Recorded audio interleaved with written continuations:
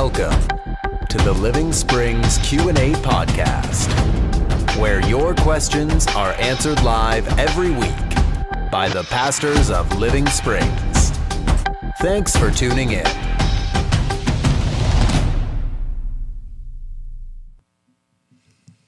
Good day, everyone. Welcome to our Q&A podcast. I don't know what episode we're on. What episode are we on? I think 290 or 291. 291. Wow. We're flying.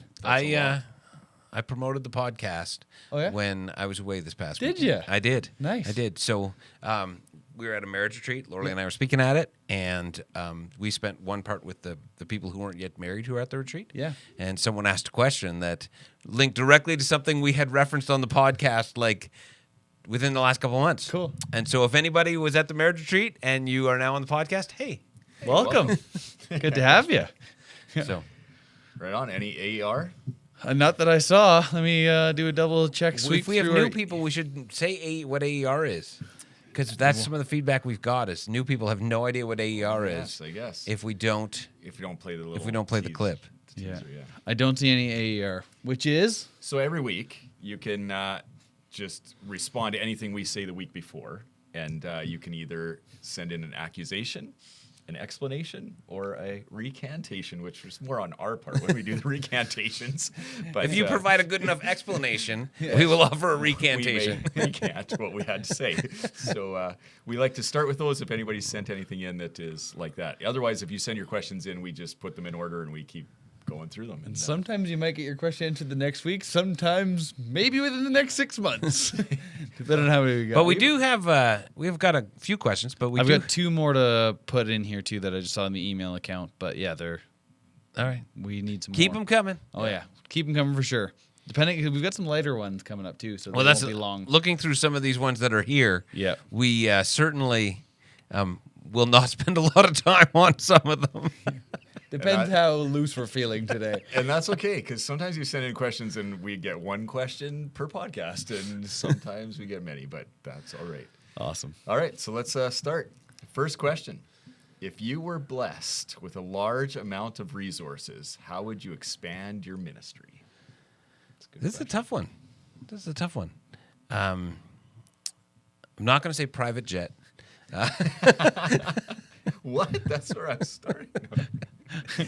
I think if it was an unexpected large amount of resources, I would probably. I hope that we would, as leadership and as a board, pray about what we're supposed to do with them instead of just assuming we know. So that's my initial thought. I don't off the top of my head. It's not like I'm like, you know what I would do, and it would depend where. If they came in for a certain purpose, like if somebody gave money so we could build a new building, that would be a glorious and wonderful gift that we could retire this building after decades of faithful service.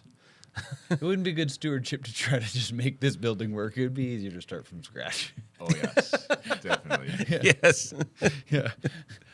absolutely. I appreciate your acknowledgement of course, of we'd pray for it, but I would hope that any questioners asking such questions would know that about us. That would be our default position. But let's say it was leaning more towards the God going, "Hey, I trust you and all wisdom." Like, where would you want to go with that? Yeah, what are the dreams? Yeah. What have you dreamed about with ministry? Because I hope all three of us would have the same caveat of, well, we'd pray, but. I think it probably depends on what is a large amount of resources. Sure. Like, is it $25,000? Right. Is it $250,000? It's whatever. Is it 2.5 million? It's whatever Let's you say want it to be, unlimited Doug. resources. What is your Unlimited dream? resources. Yep. What Let's is your say that. dream?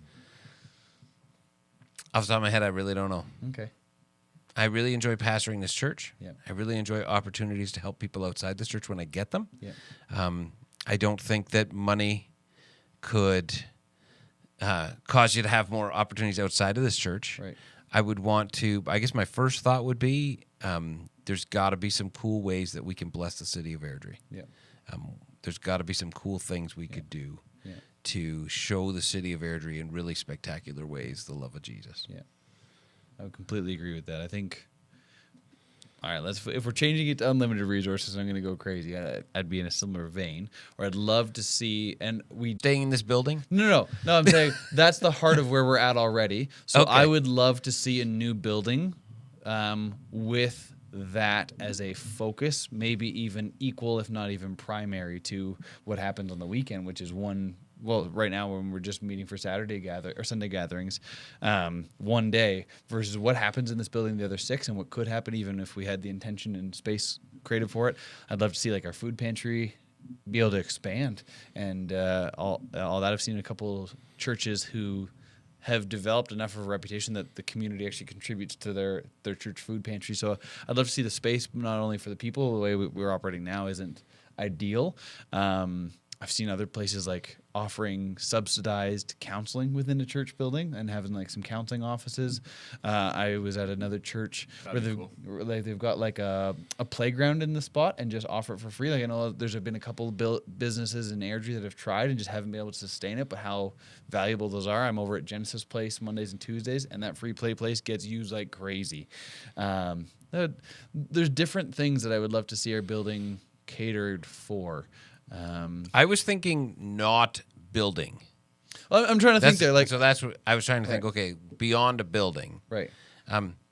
So, yeah, I was. So that's where I was like, oh. Okay. So I wasn't going to building Yeah. because that was where my first mind Sure. went, my first thought went. Yeah. But I don't. Just the way the question was phrased, I didn't. Right. I thought expand your ministry, and yes, a larger building could. I've often said if we could build a new big building, Yeah. I would like to call it like the West Airdrie Community Center, Right. and then underneath Home of Living Springs Christian Fellowship, Right. which would help remind people all the time the church is the people, Yeah. not the building. I love that. I Yeah. think that would be You've mentioned super that before. cool. Yeah. That'd be neat. Yeah. I think beyond that, I would love to kind of put some more touches into the podcast and what we're doing with this. That'd be neat. But It's more touches. Oh, like maybe Like a new upgrade some of our studio? mics or some of the cameras we could improve on. Like if budget was unlimited, those are some of the things I'm thinking of. I think just in the role that I do, I think, man, if we had more people, like if you could resource people to care for people, Yeah. like we just have so many needy people in Airdrie, Yeah. and they need help, right? And we just don't have enough people that are resourced to help those people, Yeah. right? So if you had you had an army of people that were equipped and resourced to go and help others, I think that would go a long ways. Like I think that when I think of the word ministry, I mean it can mean lots of things, but I Yeah. just think of ministering to actual people. That's one thing that I would love to see if I could resource that somehow. Yeah. When I said pray, I wasn't trying to be, just avoid answering the question. But No, I do I think didn't think that. If you didn't say unlimited, because I don't know that you could say all of a sudden we get unlimited. But if let's say that all of a sudden like $1 million or $2 million Yeah. was given to our church, Yeah. or even a couple $100,000, Yeah. I feel like there would be a lot of people who have a lot of good ideas Yeah. of ways we could use that money to help people. Yeah. Yeah. And it would be like, okay, Yeah. but what is the best way? What is the Yep. best way? Right? Totally. And I feel like we would have to pray and sit down as a board and staff and leadership and really kind of spend a bit of time wrestling and discerning. I do feel like that would be For sure. probably more important Yeah. than we think. Yeah. Well, it's interesting because we do that right now, right? Like that's the way we operate our church. And I hope most churches operate. Yeah. We don't have unlimited resources, but we do have some. And then we have to decide, are we going to be a church that does everything not very good? Or are we going to be a church that does, Yep. we narrowly, we specifically go after one thing and we do it really well? Or what do you do, right? And all that is totally ideas of people in your church. And also your staff and your board, and then just how do you steward the stuff you have, right? It wouldn't be, the process wouldn't change much. It would just be, we'd have more to put towards whatever we go towards, right? I've heard stories of churches getting large sums of money and it really messing up the church. But I've also heard stories of churches that get large sums of money, and it really they do great things with it. Yeah. So I think the challenge would be, and for us would be, what do we do with it? How do we handle it? Fair. So, but thus far, that's not been something we've had to deal with. Fair. So, Cool. But I like the idea of, a building that could help Airdrie. Yep. That is a big deal to me. Yeah. So, yeah. That would be cool. All right, want to move on? I think so. Okay, next question. Would you consider personal sacrifice a love language? Is this healthy within a relationship, even if it causes feelings of guilt and resentment? All right. So, full disclosure, Kyle and I were discussing this just for a couple minutes before the podcast Okay, so started. you're ahead of me. Before you came in the room. The second part of the question we were talking about is this healthy within a relationship, even if it causes feelings of guilt and resentment, and how that could be taken both ways. Both, yeah. So You the just heard it one way and I heard it the other. Yeah, so I heard it that the person receiving, like someone sacrifices, and the person who is on the receiving end of that sacrifice feels guilt and resentment. Like, why are you doing this for me? Yeah. And Kyle, you I heard, heard it the other way of like, oh, like I'm doing all these things. Why are you not returning my love or caring for me or reciprocating all the things that I'm doing? So, Totally. yeah. And so I feel like we got to answer it both ways. Yeah. Okay. Yeah, I think As we get to the second part of the question. But the first part of the question, would you consider personal sacrifice a love language? So I'm hearing that question in the context of the 5 love languages book. I am too. I don't feel Are like we we- get to touch the love languages then. But is everyone agreeing that, like, are you hearing it the same way, Blake? yeah, totally. So the 5 love languages are quality time, Acts acts of of service, personal gifts, touch, physical- gift yeah. giving, You guys got messed up. quality time, acts of service, words of affirmation, Yes. There you go. That's the last gift one, yeah. giving, Yeah. And touch. Touch, yeah. And touch. Okay. Yeah. So whatever it is, you can always think of all but one. Yes. Right? Like I always have that issue with board. Every time I go to send an email to the board, and it's a different person every time. It's always like I get 6 of them and I'm like, who is that 7th person? And then the next time it's a different one that I can't remember. But we did nail all 5. So would I consider it a love language in that vein of the 5 love languages of the book, which has been very helpful? No, I wouldn't. I wouldn't either. I think that personal sacrifice is love. Yes. isn't it all of them though? That's what I was going to say. It is within all. Like Yeah. love Okay. is seeking the best for the other person at your own expense. Yeah. Yes. So sacrifice is a part of love. Yes. Yeah. Not a love You language. can't love without sacrifice. Yeah. Yeah, like any of those you do, any of those 5 we listed, if you did them without sacrifice, then they're self-serving and Yes. they're no longer. See, I disagree with loving. that. I disagree with that because you can love without sacrifice. There's times when Lorelai's like, let's go on a date. And I'm like, yeah, let's go on a date. And I know Lorelai wants to go to the keg. And I would take her to the keg Okay. because All right. we want to go spend some time together and I want to show her love. And I am not going to sit here on this podcast and tell you when I go to the keg with my wife, that's a sacrifice. Now, but I'm not saying it's a sacrifice in the way that probably most people hear it by default, but you are, in order to create that space, you're saying no to something else, which is a sacrifice of, okay, we're going to leave Leah behind to go for that. So it's not necessarily a pain, but you have to say no to something else in order to say yes to something. So to love somebody, you are denying something else in some of the other sphere, which is sacrificing of that, though it's not a painful thing. I guess I look at it and say, whatever I'm sacrificing that night it's not a sacrifice. Like I'm there's still an exchange and there's a choice Sure. to not do one thing and do something else. But we could sit around and I could, watch TV. Yeah. Or I could go to the keg with my wife. Totally. I think I'll push back on you a little bit, Doug, because I think the love languages book is the one that says, like, we don't all have the same love language. So if I'm going to operate out of my love language, which I like personal touch, that is not a sacrifice for me in any way. But if I'm going to operate out of the love language my wife has, which is usually acts of service, that is a sacrifice for me every time. There is not a moment. I'm not saying where that there is aren't- an easy thing for me. I'm not saying it's not a regular part of it. I'm just saying you could love someone and there may be moments and times and occasions where love really isn't much of a sacrifice. Okay. That's all I'm saying. Right. Is that it's possible. Love does not demand sacrifice. We'll agree to disagree. I'll just go. There's a cost to loving somebody, even if it's not a painful or detrimental cost. In order to love somebody, there is denial of other things, which is. I guess we're defining semantics. sacrifice. Yeah, we're defining exactly. sacrifice differently. Yeah, there were semantics around sacrifice, so it takes effort at the very least to love somebody. Yes, and so that's why I would say personal sacrifice is not a love language. Right. Personal sacrifice is an inherent part of love. Yes. That you are seeking the other person's best interests. Yep. And you're putting theirs ahead of your own. Yep. You're seeking their best interest without regard to your own. Yep. So we agree on. So sacrifice is a part of love. Yep. And so I don't think it is a sixth love language. No. Okay. So Yeah, I think Why it's do you inherent think- to everything else.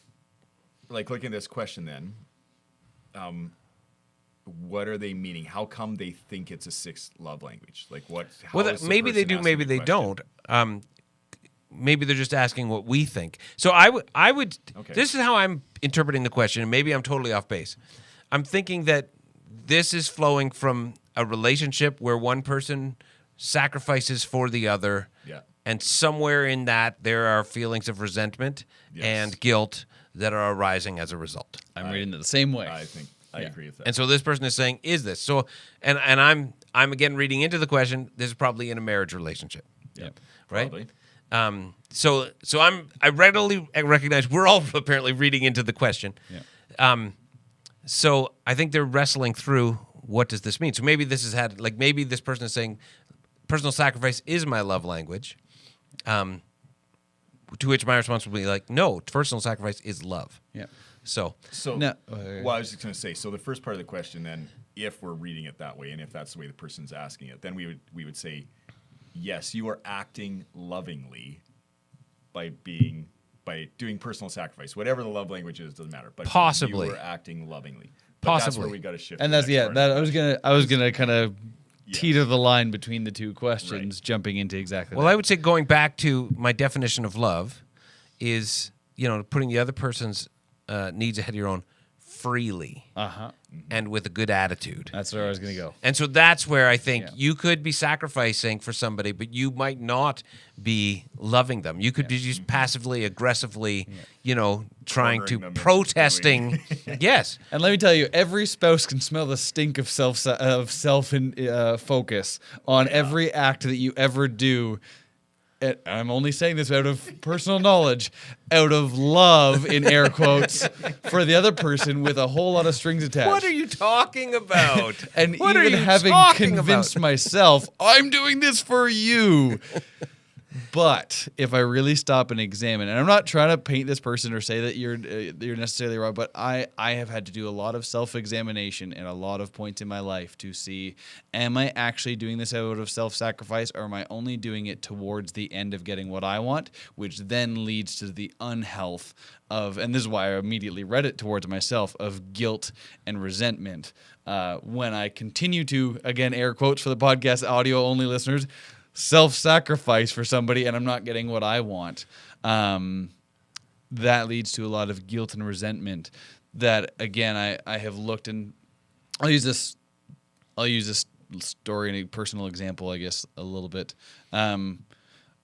I, for a long period in my relationship, did a lot of things for Allie, especially while we were dating, mostly while we were dating, that I was trying to earn my own value and love through how much I served her and how good of a boyfriend I could be, finding my identity there. Yeah. To the point where, in her words, I was putting her on such a high pedestal that there was nothing left of me because all I was trying to be somebody who pleased her. Yep.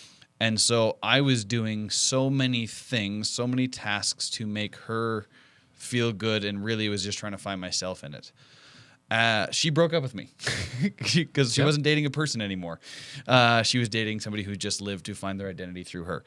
And I could not be more thankful for that period, because that began the journey of me discovering who I was and who God wanted me to be. I probably to this day do more things for her than I did at that period, but it's out of an entirely different place. Yes. Where there is no attachment, and it is out of my genuine love for her and out of the free-flowing love that Jesus pours into me, that I want to give that to others, that there are I'm happy to say I don't feel as though there are any strings attached in 99.9% of the times that I'm doing those things. And so it has become a very much self-sacrifice. And if I never got it reciprocated, which I'm thankful I have a partner that does, but if I didn't, I would be happy with that. And so that has pulled. That's what I'm going to call it. I time out. I was with you till you said I'd be happy with that. Okay, maybe not happy. There would be things I'd have to wrestle with, but I'm at the point where those actions I don't think would cease because of that. That I would still be wanting to serve my wife out of those things because of the love that I've got flowing into me through Jesus and then out of me because of him and towards her, that it has sucked at the very least most of the, if not all of the, for moment by moment, guilt and resentment out of that there's a lot more freedom and a lot more strength and consistency to my ability to self-sacrifice. I think though, and this is nothing against you, this is just human nature. Yep. If there was a shift in your relationship with your wife, Yeah. and it wasn't being reciprocated, there'd be a whole nother season of wrestling. Totally. And I think so. On the weekend at the marriage retreat, I talked about C.S. Lewis, The Great Divorce. Yep. And near the end of the book, there's this one chapter about a wife so it's a bus ride from hell to heaven, and the people on the bus throughout the book meet people coming from heaven. Yep. And a guy who's on the bus who passed away meets his wife who died some years before and has been in heaven. Yeah. And this exchange, and I talked about this exchange where the husband says to her in the course of their discussion, "You mean you did not love me truly in the old days, like back on earth?" And she replies, "Only in a poor sort of way. There was little real love in it. But what we called love down there on earth was mostly the craving to be loved. Yeah. In the main, I loved you for my own sake because I needed you." Yeah. And I think that's something that we all have to wrestle with. Yeah. And, I remember reading that Yeah. and getting really convicted. Like, how many times do I say I love Laura Lee? Yeah. And do I claim to act in this love? And really what I'm doing is either I need her, my identity is found in her, or it's an attempt to coerce her into getting something out of her. Yeah. And reading that book, it really challenged me Yeah. to more freely give, Yeah. right? And so I think of when you talk about love, when you talk about ministry, and I think we should look at marriage as the choice, the decision to minister to someone for the rest of our lives. Yep. Jesus defines ministry in the context of freely you've received, freely give. Yep. Freely you've received from me, and this is what you said, Yeah. that it's the love of Jesus that flows into us that we can freely give, that we don't give with expectation. Yeah. But I do think we're never done that as long as we're on earth. Yeah, God totally. is constantly refining the selfishness out of our love if we're willing to let him. Yeah. Yeah, and the relationship, this can be a friendship too, I think. Oh, totally. Is if it's good and it's being reciprocated and things are good, it's a lot easier to be like freely giving, right? Yeah. Yes. When it's bad and Yeah. you don't feel like your love tank is being filled, personal sacrifice, I feel like it can go a long time. Some people have a lot of resolve and they Yep. can go a long time, but Yes. at some point you run dry. Yep. And I think one of the things that I see is an issue in marriages, but in friendships too, is considering the other person. I'd say maybe a little bit, Kyle, what you were talking about before, Yeah. is seeing the other person as God. Like you're looking Yep. for them to fulfill your wants, your desires, your needs, whatever it is. And that will always come up wanting because Yes. people are fallible and they're going to fail and you're going to be disappointed, right? Whereas what you said, if you're receiving from God, if God is your God, Yep. then you should be able to give more freely, right? Like you have to. I had to wrestle with that in my marriage lots. Is that Erin was not God. She was not the one that was going to satisfy everything that I needed in life, Yeah. right? I had to go to God and then treat Erin as ministering to her rather than just taking everything from her. Yes. Yeah. Yeah. Do you know in Luke 2, maybe, where the angels are announcing the birth of Christ to the shepherds? I mentioned this weekend in my sermon. Did you? Yeah. It's such a fascinating thing, right? Yeah. How for unto you is born this day a Savior who is Christ the Lord. Yeah. And how we just fly over that all the time. Yeah. We don't even think about what they're saying. Yeah. And it should be the Savior Yeah. who is Christ the Lord. Yeah. But we're always trying to make someone or something else our Savior. Yeah. Totally. So, going back to this question, is this healthy even if it causes feelings of guilt and resentment? I want to flip that around, and I want to say, if the personal sacrifice is causing guilt and resentment, I think that's an issue that's reflective of an issue in possibly your marriage or in one of the people in your marriage. Yeah. And depending where it is, if I'm the giver of that love, and the way you interpreted the question, and it's causing guilt and resentment, then I have to question whether I'm freely giving and whether I'm truly loving.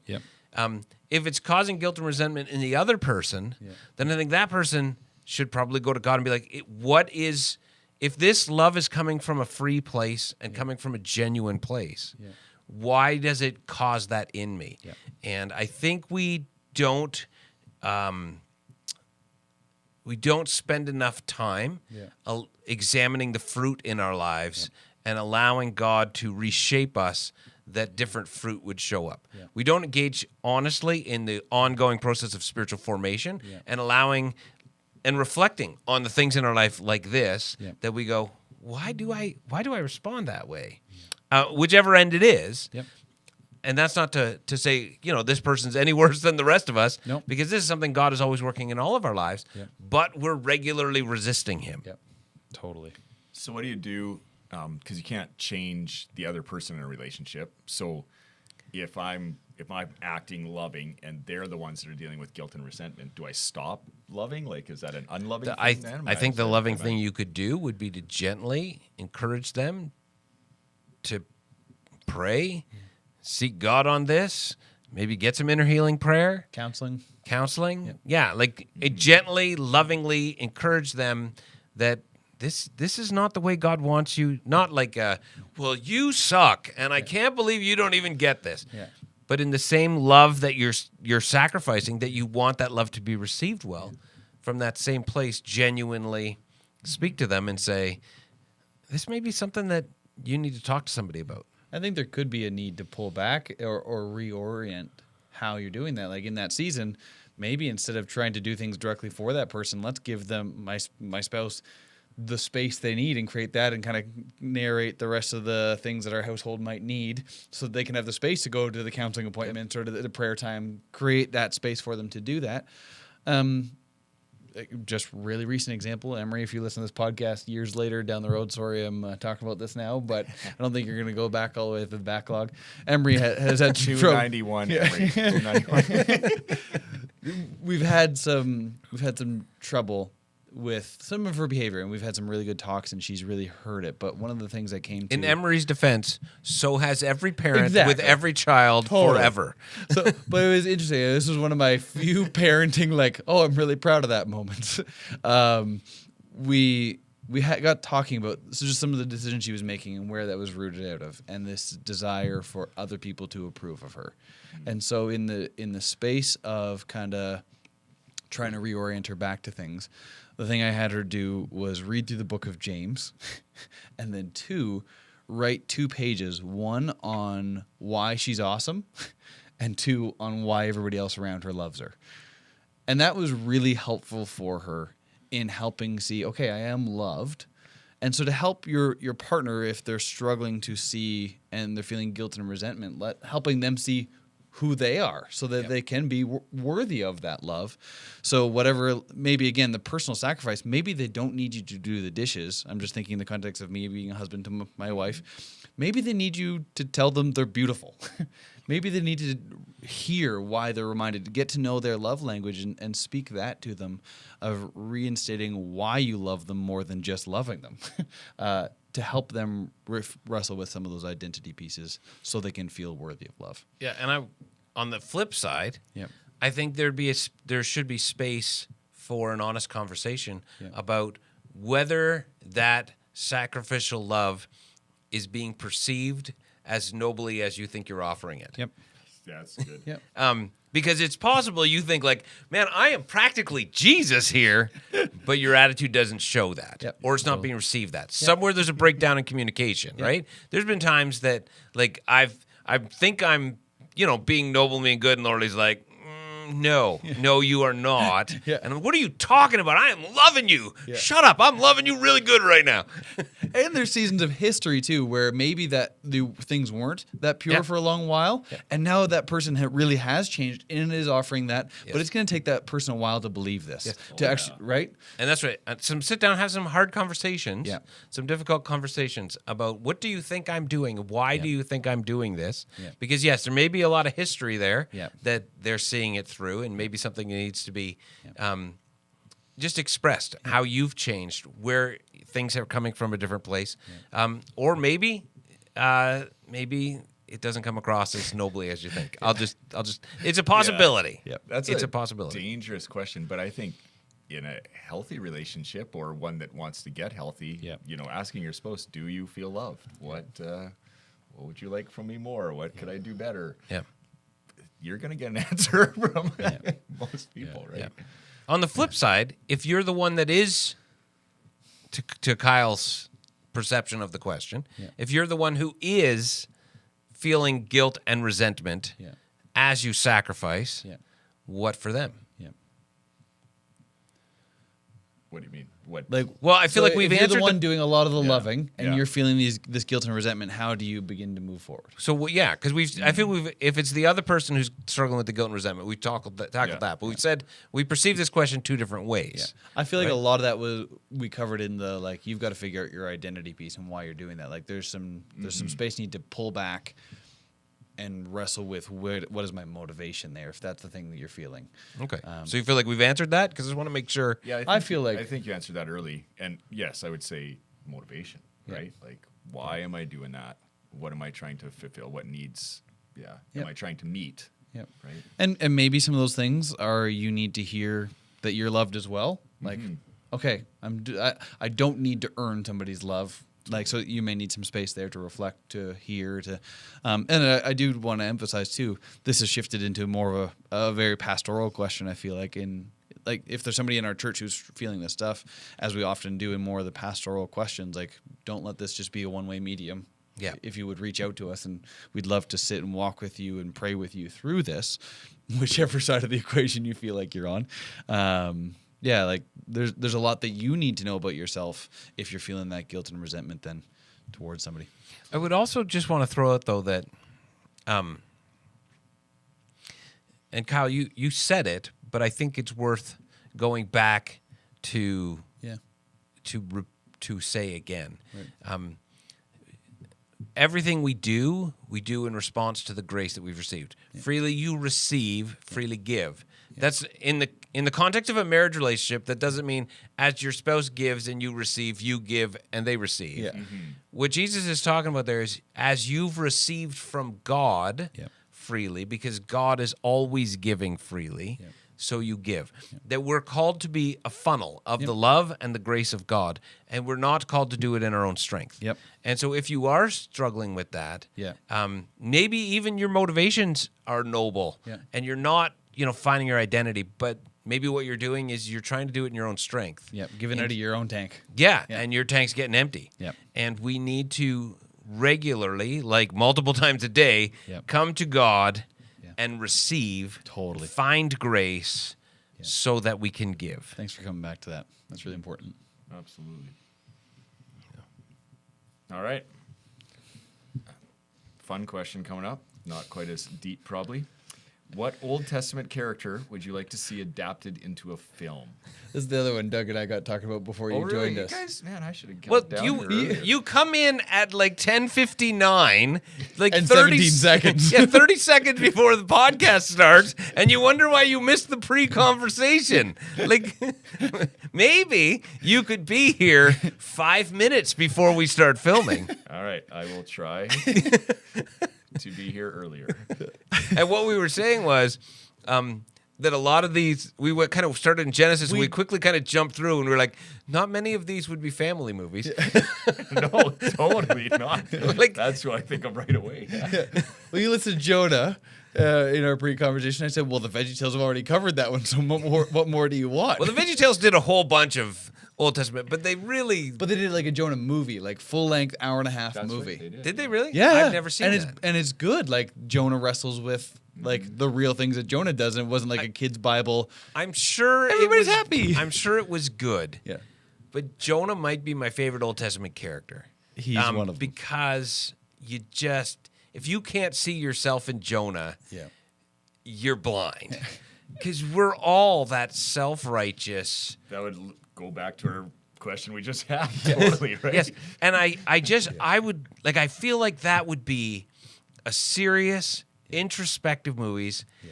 And I like that kind of dark storyline in a movie. Yeah. And that might be why I'm drawn to it. Yeah. And the way that it ends unresolved. Yeah. I like movies that have that unresolved ending that leave you leaving the theater going, Yeah. I'm not sure how I feel about that. And I need to take some time to think about it. yeah. So I just don't feel like VeggieTales would have maybe gone as dark as what my As you would vision like. of that movie could be. That's fair. They probably didn't leave it unresolved. I don't remember how it ended, but I can't imagine. I can't remember. Either, Well, but the it was book usually- ends unresolved. Yes. I The know. book ends with God asking a question, Yeah. and that's it. But an 8-year-old probably doesn't do nuance too well, so the VeggieTales Yeah, probably I'm had that sure some they had resolve. some Totally, sort of- I'm totally fine with that. All I'm saying is the movie Totally. I'm picturing in my head when It's you not say the VeggieTales Jonah did. Yeah. is dark. Yeah. And not dark in the. And if you didn't know the Jonah story, you'd be very disappointed when it just ends, and you'd be like, "What? What happened?" Well, and if you don't, Yeah. if you only know the Jonah story Through most through Sunday depictions school, of Sunday it. school, Yeah. yeah. Well, even You most would- churches. you would realize that it is, by and large, not about the Ninevites. No.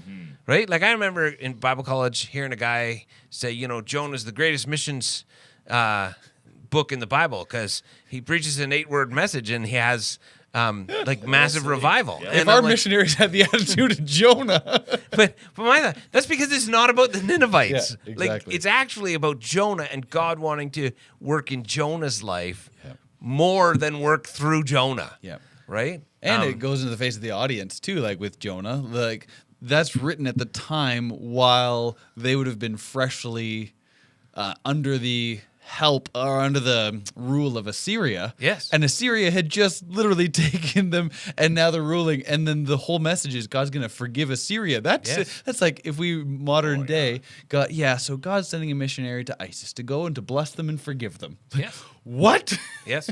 Yeah. Absolutely. Yeah. Absolutely. So I think that would be an interesting one, but that's certainly not the only.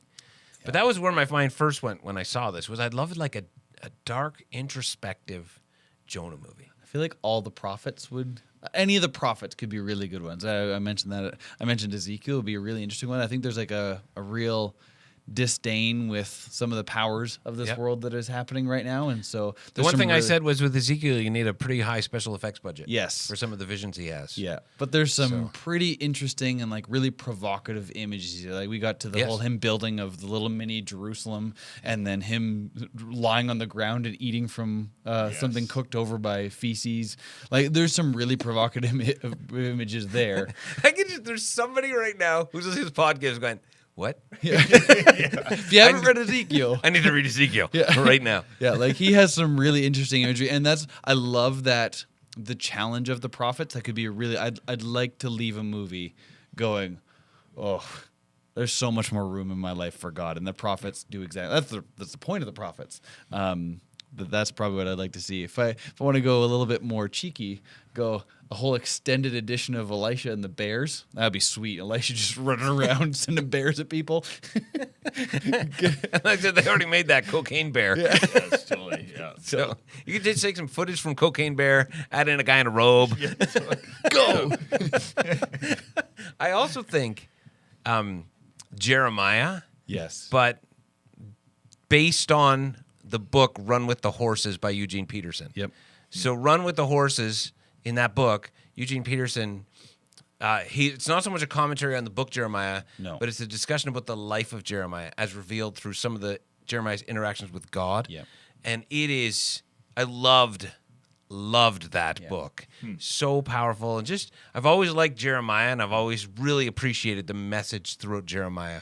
But just the focus on the humanity of him in that book, I felt like you could take that book and you could turn that book into Run with the Horses into a really interesting movie. It's May's book club, and I described it to everybody else. It's almost like a spiritual biography of Jeremiah's life, is how I described it. Oh, absolutely. Yeah. It's fantastic.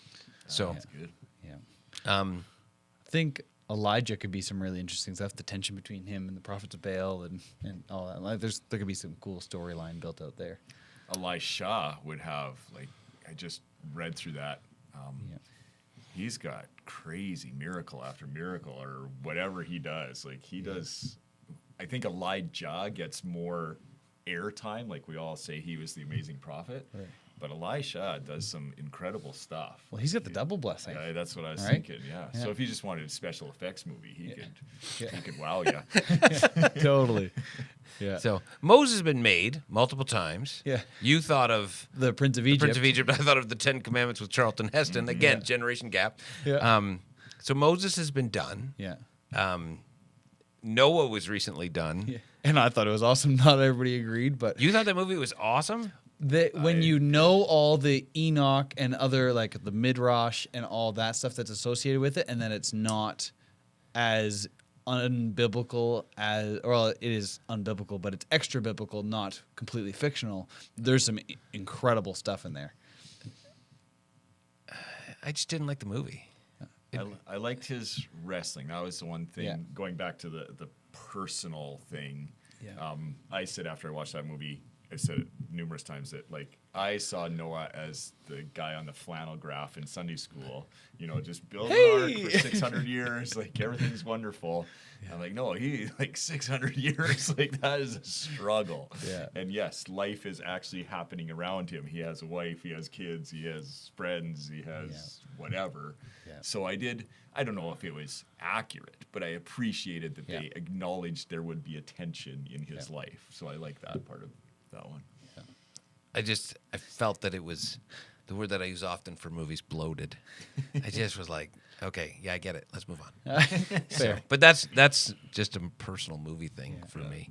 Yeah. But I'm trying to think if there's any other Old Testament Yeah. characters that would be. I met a guy at a wedding 15, 20-ish years ago. He introduced himself. He said, hey, my name's Shamgar. And I was like, Shamgar? I was like, that's amazing. Because he's only mentioned like one verse. I don't even know. He killed 600 people with an ox goad. That was it. That's all that verse says. And I'm like, your parents took that verse and named you Shamgar. That's And awesome. he was like, man, he's like, not many people know where that came from, right? But I was just, So you could take a verse like that and then have a lot of artistic license. oh, you could do whatever you want. You could make that movie anything. So the other one that I think about is Gideon. Mm-hmm. Yeah, that'd be good. I find very poignant how Gideon doesn't end well. Yeah. Yeah. Again, but that's what I like, a movie that just Yeah. unresolved, and I like a movie with a little bit, it leaves a bitter taste in your mouth at the end of it. Yeah. My wife hates that. That's why we don't see movies together. Yes. But I feel like Gideon would just leave you like, oh, because I feel like people don't know the end of Gideon's story, Yeah. Yeah. right? Yeah. Well, again, Sunday school or church or whatever, we gloss over it and just say a hero of God, right? Yeah. Yes. Yeah. Yeah. So You couldn't do much in a movie form with Isaiah, but I really like Isaiah. Just have a guy reading. Yeah, that's basically all Isaiah is. So it wouldn't be a big seller. I feel like we've made this question bloated. well, I feel But like it'd I be love hard to pick one Yeah. Old Testament character. Yeah. And I feel like And there's none some- of them are family friendly. No, that's the thing. Yeah. Is they're not. Yeah. So Cool.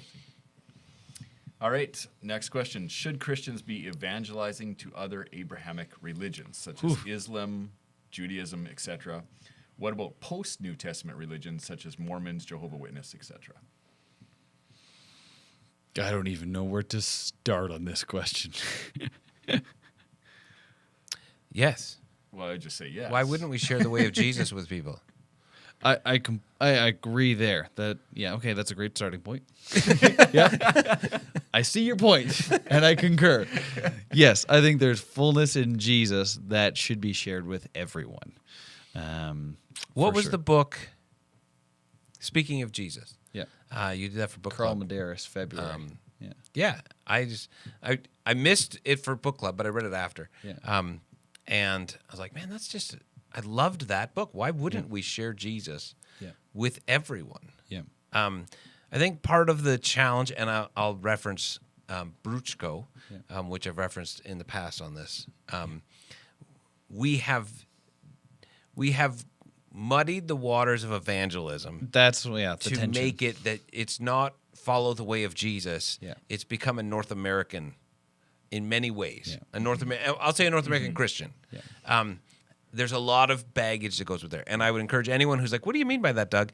Buy the book Bruchko, Bruchko. You got it right behind you, yeah. It is right behind me. And read that book. Yeah. And it's a really interesting book. It's an easy read. It's a fascinating story about this radical guy who goes and becomes a missionary and what he learns and how he lives and the way that he takes the gospel to that tribe is amazing and beautiful and so overlooked in our North American culture. So much of what we call evangelism is covert colonialism.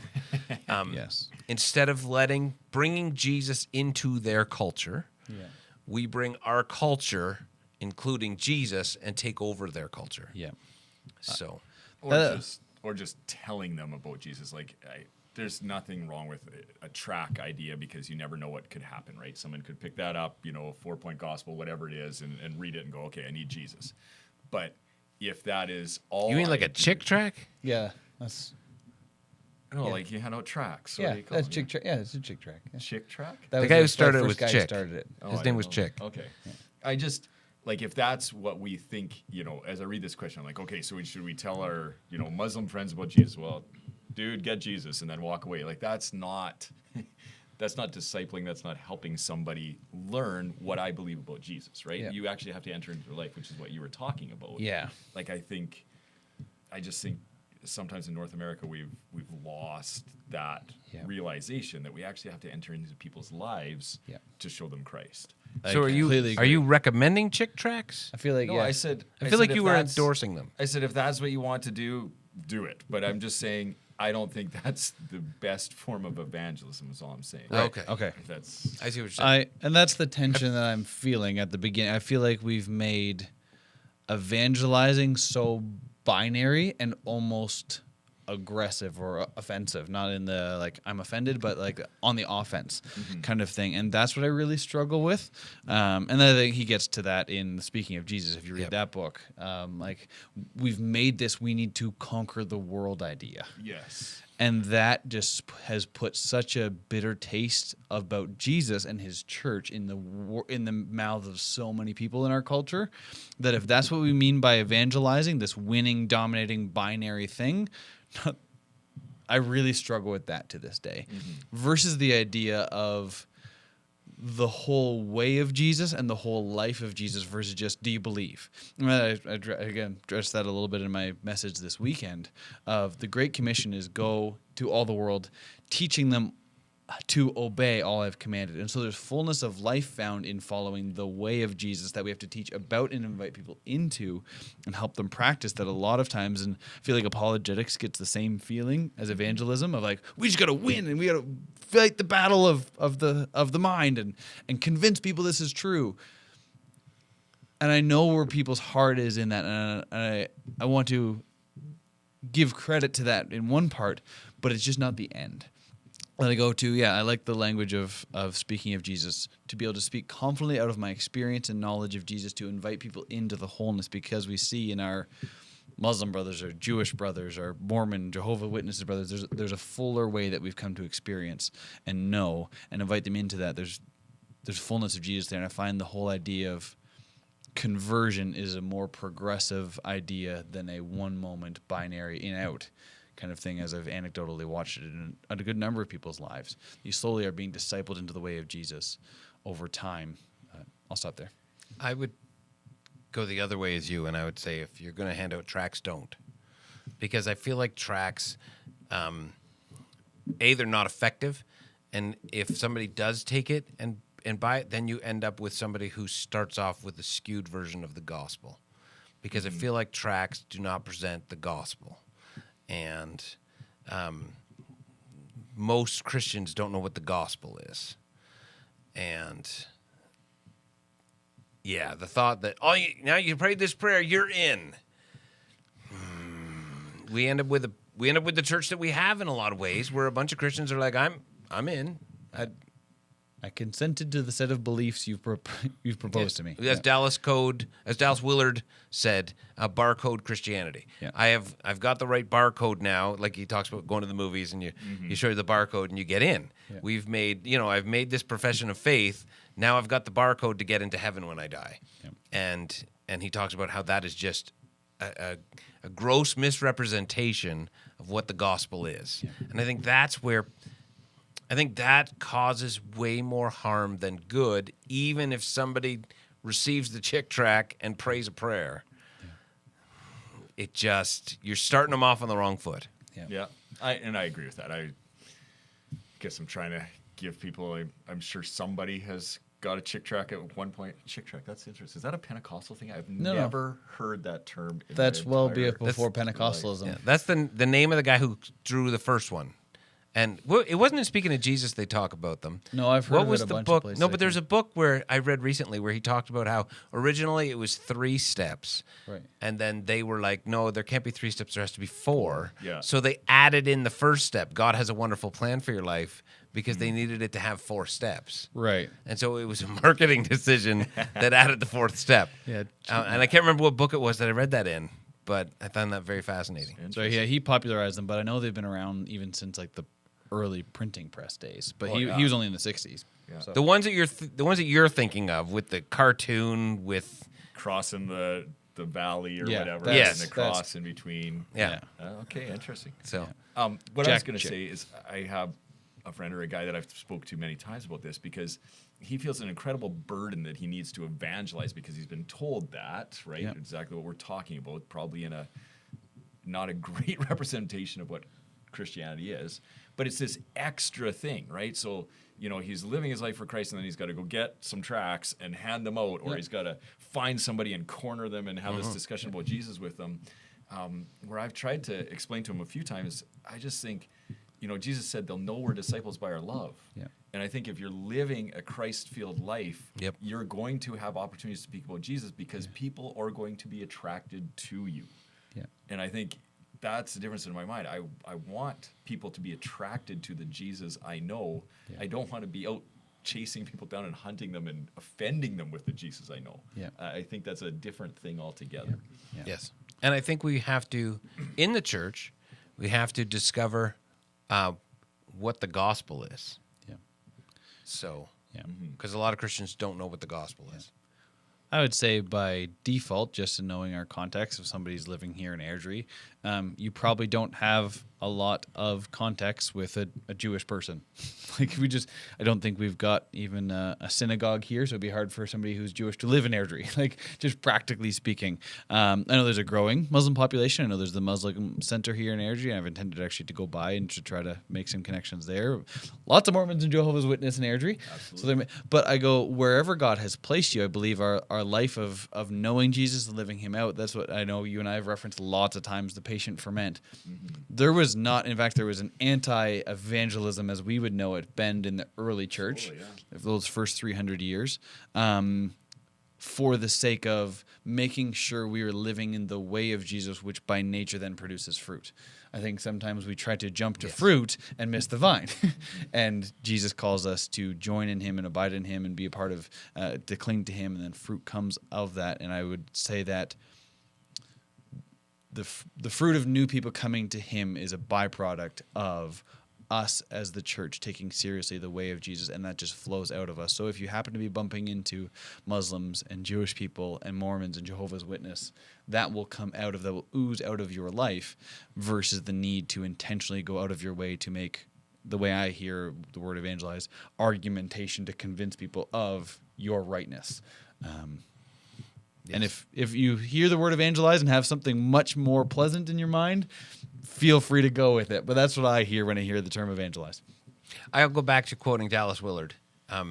We need to spend less time trying to get more people into heaven and spend more time trying to get heaven into people. Yeah. And his thing was, we need to start that in the church. Yeah, totally. So, yeah.